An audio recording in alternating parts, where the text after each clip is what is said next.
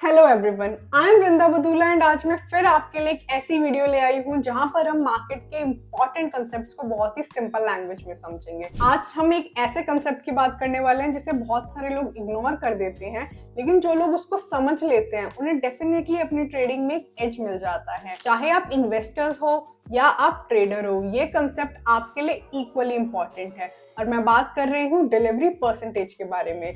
चलिए फिर समझते हैं डिलीवरी परसेंटेज होता क्या है, but before that please like the video.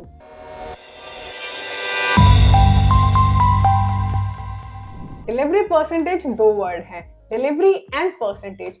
Percentage का मतलब तो हम सबको पता है, लेकिन अब हम डिलीवरी की बात करते हैं।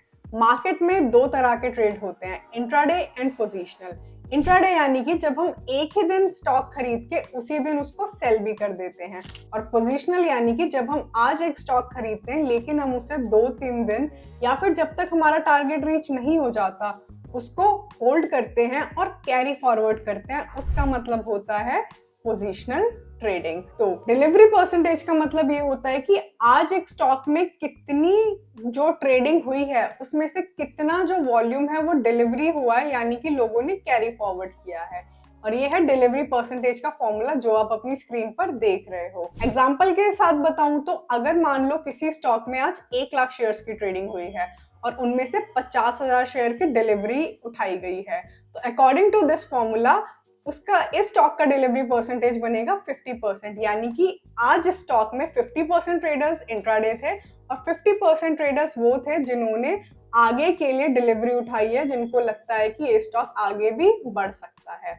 अब डिलीवरी परसेंटेज तो हमें समझ आ गया, लेकिन ये इंपॉर्टेंट क्यों है और कैसे हम अपनी ट्रेडिंग को इम्प्रूव कर सकते हैं इस कंसेप्ट के साथ, ये हमें 3 बहुत इंपॉर्टेंट चीजें बताता है। पहली चीज, मार्केट का सेंटीमेंट क्या चल रहा है। अगर प्राइस बढ़ रहा है किसी स्टॉक का और साथ में उस स्टॉक में डिलीवरी परसेंटेज भी बढ़ रही है, इसका मतलब है कि ट्रेंड बहुत ज्यादा स्ट्रांग है एंड इन्वेस्टर सोच रहे हैं कि आगे भी ये स्टॉक बढ़ने वाला है।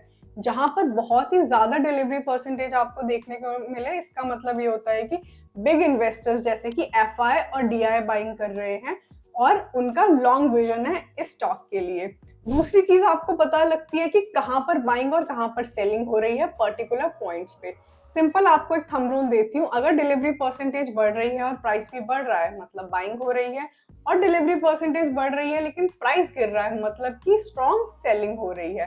डोंट वरी, ये सब मैं आपको रियल लाइफ एग्जांपल के साथ भी आगे जाके समझाने वाली हूँ। तीसरी चीज जो बहुत ही इंपॉर्टेंट है, मेरी पर्सनल फेवरेट है, वो है कि डिलीवरी परसेंटेज आपको मदद करता है आइडेंटिफाई करने के लिए फेक ब्रेकआउट्स को। जैसे कि आपने देखा होगा कि बहुत बार कोई स्टॉक एकदम से रैली देता है लेकिन अगले दिन ही क्रैश कर जाता है। मोस्टली केसेस में ऐसा तब होता है जब सिर्फ इंट्राडे मूव की वजह से स्टॉक भाग रहा हो और डिलीवरी ना आई हो स्टॉक की, और इसमें बड़े इन्वेस्टर्स ना हो, तो सिर्फ स्पेक्युलेटिव मूव की वजह से प्राइस आगे जाता है और अगले दिन नीचे आ जाता है। आइए मैं आपको रियल लाइफ एग्जांपल्स के साथ समझाती हूँ कि कैसे आप डिलीवरी परसेंटेज चेक कर सकते हैं एंड वैलिडेट कर सकते हैं ट्रेंड को, सेंटिमेंट को और गुड ब्रेकआउट्स को। So here I have Ramco cement का चार्ट विद मी। आप देख सकते हैं, हम इस चीज की बात करते हैं, ये रैमको सीमेंट का एक रेजिस्टेंस जोन है। अगर मैं यहाँ पर एक हॉरिजॉन्टल लाइन ड्रॉ करूं, अब मैं कोई ब्रेकआउट ढूंढती हूँ तो मेरे को 12 नवंबर को मैं यहाँ पे एक हॉरिजॉन्टल लाइन ड्रॉ कर रही हूँ। इस पॉइंट पे एक ब्रेकआउट मिला। मान लो कि मेरे पास ये आगे का डेटा नहीं है, तो मैं कैसे कंफर्म करूंगी कि ये 12 नवंबर को मुझे ट्रेड लेना चाहिए या नहीं लेना चाहिए। वो मैं कंफर्म करूंगी डिलीवरी परसेंटेज से। अगर यहाँ डिलीवरी परसेंटेज ज्यादा हुई, इसका मतलब कि एफआईज और डीआईज बाइंग कर रहे हैं और ये इसका मोमेंटम काफी ज्यादा स्ट्रांग है। तो आइए देखते हैं इस दिन इसका डिलीवरी परसेंटेज क्या था। उसके लिए आपको क्या करना है, आपको एनएससी की वेबसाइट पे जाना है।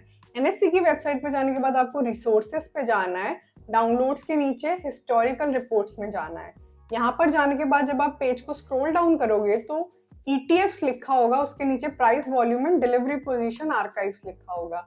यहाँ पर आप क्लिक करेंगे और यहाँ टाइप में आप सिक्योरिटी वाइज डिलीवरेबल पोजीशंस डाल देंगे। इससे आपको किस दिन किस सिक्योरिटी में कितनी डिलीवरेबल क्वांटिटी थी वो पता लग जाएगा। अब यहाँ हम रैमको सीमेंट की बात कर रहे हैं। तो मैं रैमको सीमेंट यहाँ पर ऐड सर्च करूंगी एंड कस्टम में जाके मैं डेट सेलेक्ट करूंगी। हम बात कर रहे हैं 12 नवंबर के ब्रेकआउट की, तो मैं 1 नवंबर से आगे का डेटा देख लूंगी सो दैट मैं देख सकूं कि डिलीवरेबल क्वांटिटी पिछले ट्रेडिंग सेशन से कितनी ज्यादा बढ़ी है 12 नवंबर को। सबसे पहले मैं 12 नवंबर के डिलीवरेबल क्वांटिटी को हाईलाइट कर दूंगी आपके लिए। This is 12th November deliverable quantity which is 10,23,000 something. आप देख सकते हैं कि इससे पहले डिलीवरेबल क्वांटिटी कितनी कम थी, 88,000, 5 लाख, 1 लाख एंड ड्रास्टिकली 12 नवंबर को बढ़ी है। अब ये चीज ध्यान देने की जरूरी है, ऐसा नहीं है कि कल 1 लाख है और आज 2 लाख हो गई तो इसका मतलब डिलीवरेबल क्वांटिटी बढ़ गई। आपको ध्यान रखना है कि ड्रास्टिकली एवरेज डिलीवरेबल क्वांटिटी से अगर ज्यादा डिलीवरेबल क्वांटिटी हुई तभी वो हमारा कंफर्मेशन सिग्नल होगा। यहाँ पर तो क्वांटिटी काफी ज्यादा, इसका मतलब ये है कि 12th नवंबर को डिलीवरेबल क्वांटिटी कंफर्म करती है कि यहाँ पर काफी ज्यादा बाइंग हुई है और उन इन्वेस्टर्स ने इन्वेस्ट किया जो लॉन्ग टर्म के लिए प्राइस को ट्रेड कर रहे हैं और उनकी ये मेंटालिटी है कि आगे आने वाले टाइम पे प्राइस बढ़ेगा। वो ही इंसान स्टॉक को लंबे समय के लिए होल्ड करना चाहेगा जिसको लगता है कि प्राइस आगे बढ़ने वाला है, और वो ही हुआ। यहाँ से ऑलमोस्ट हमको, इफ आई कैलकुलेट, 16.85% की, ऑलमोस्ट 17% की रैली देखने को मिली।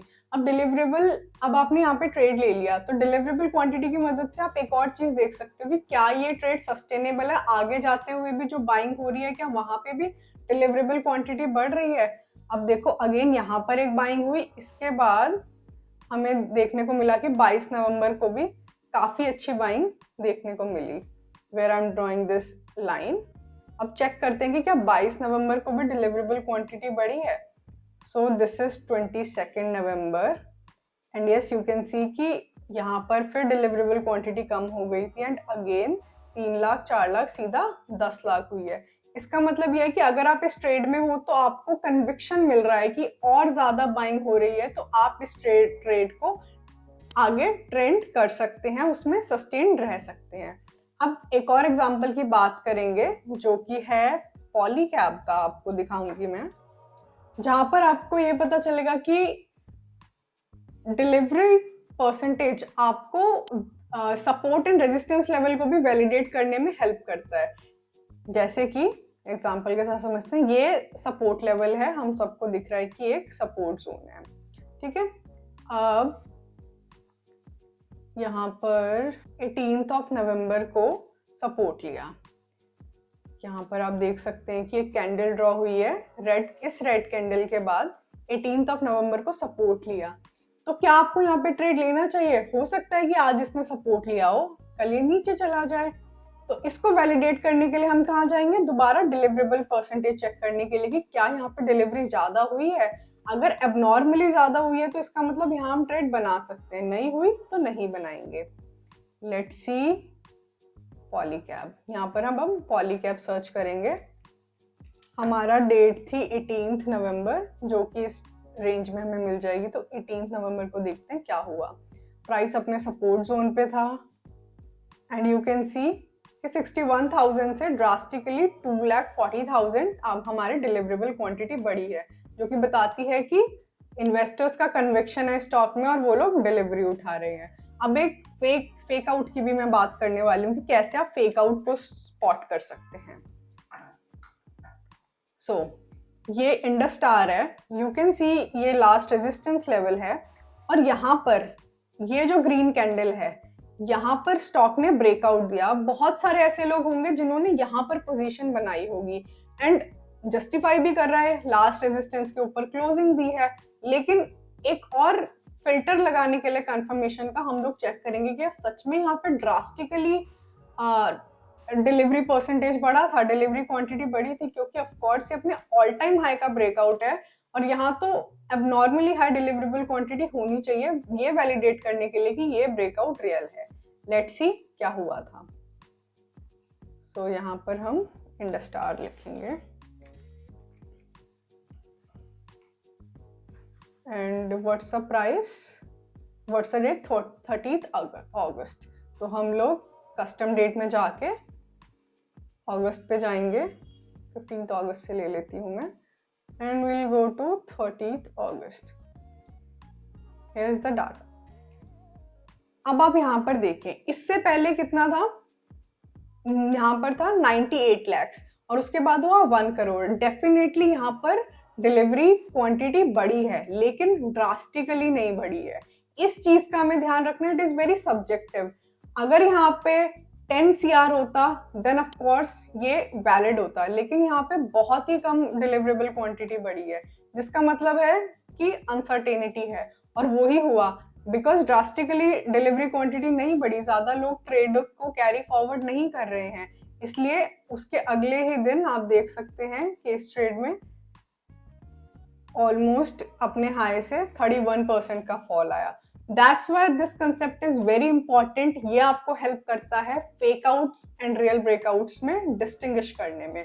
So let's wrap up this video. आज हमने 3 बहुत अच्छी चीजें सीखी कि कैसे डिलीवरी परसेंटेज हमें real support and resistance level find करने में हेल्प करता है, real breakouts and fake breakouts में डिफरेंस करने में मदद करता है, और कैसे मार्केट सेंटिमेंट क्या चल रहा है उसको समझने भी हेल्प करता है। आई होप कि आप सबको ये सब सारा कॉन्सेप्ट समझ आया होगा। Any question please comment down below, like share and subscribe, and मिलते हैं एक और अच्छे कंसेप्ट के साथ नेक्स्ट टाइम, और उसे ऐसे ही सिंपल लैंग्वेज में एग्जांपल्स के साथ समझेंगे। Till then, happy trading.